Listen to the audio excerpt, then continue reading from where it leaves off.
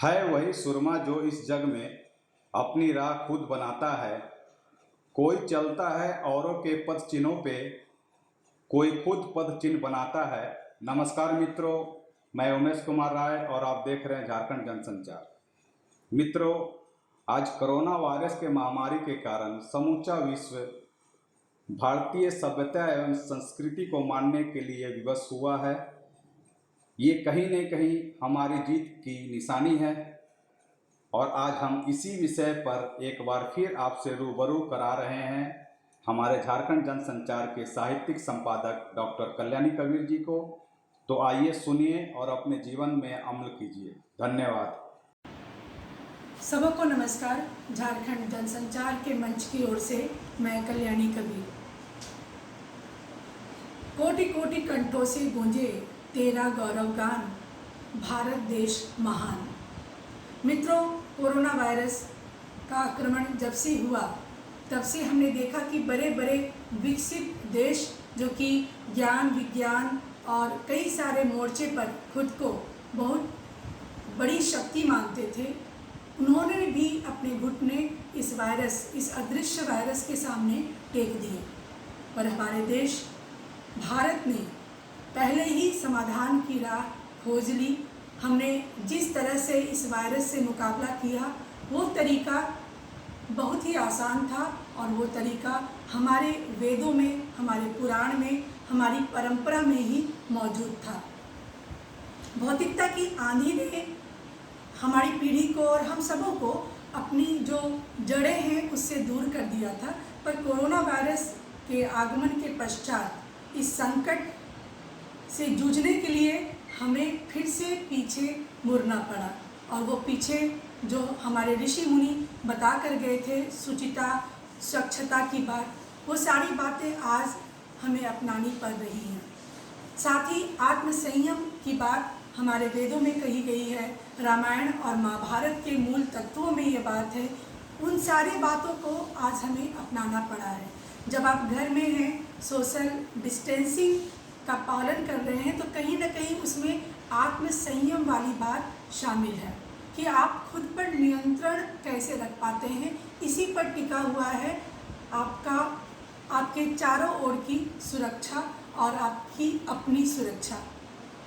तो हमारे वेद जो है, हमारा जो जीवन दर्शन है, हमारा जो पौराणिक ग्रंथ है, हमारे पुराने गुरुजन ऋषि मुनि जो कुछ भी बता कर गए, जिस तरह के भोजन की संस्कृति की अनुशंसा उन्होंने की थी, वो सारी बातें आज हमें अपनानी पड़ रही हैं। उन्होंने शाकाहारी भोजन की बात की और साथ ही भारत को मसालों का देश कहा जाता है।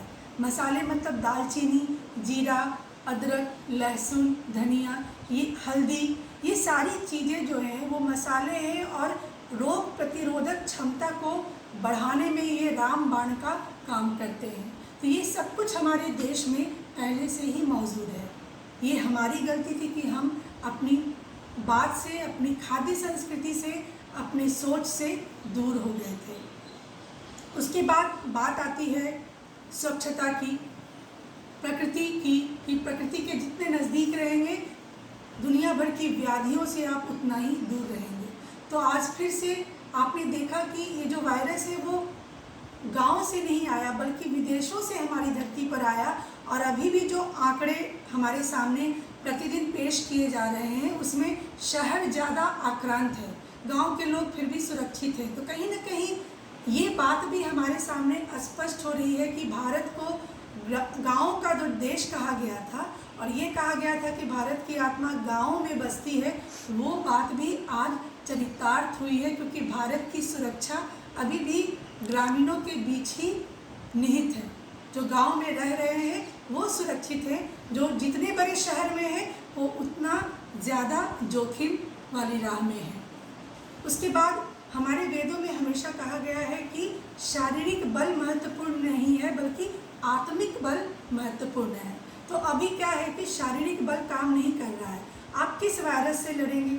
उस वायरस को आपने देखा तक नहीं है। अभी आपके लिए क्या ज़रूरी है? वो है आपका आत्मिक बल। आपको सुरक्षित रहना है, स्वच्छ रहना है, दूरी मेंटेन करना है, दूरी बरतना है, घर से बाहर नहीं जाना है, भीड़ में समय नहीं बिताना है, अनावश्यक रूप से इधर उधर घूमना नहीं है। ये सारी बातें कहीं ना कहीं आत्म संयम से और आत्मिक बल से ही संभव है। और आत्मिक बल की बात भी हमारे वेदों में, पुराणों में कही गई है।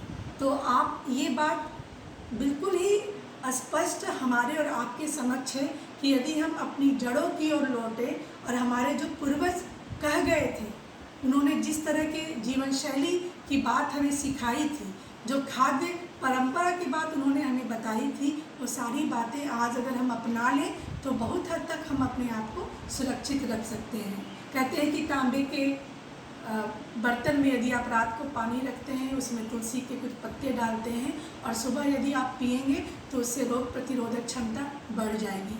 आज इस बात का अनुकरण विदेश के लोग कर रहे हैं और हम कहीं ना कहीं इन बातों को भूल गए हैं।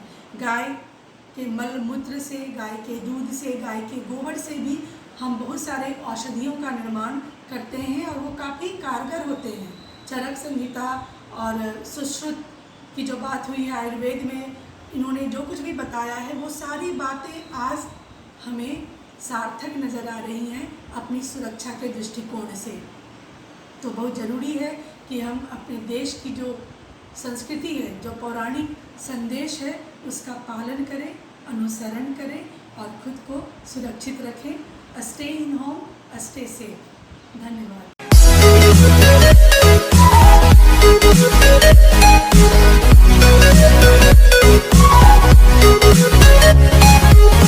We'll be right back.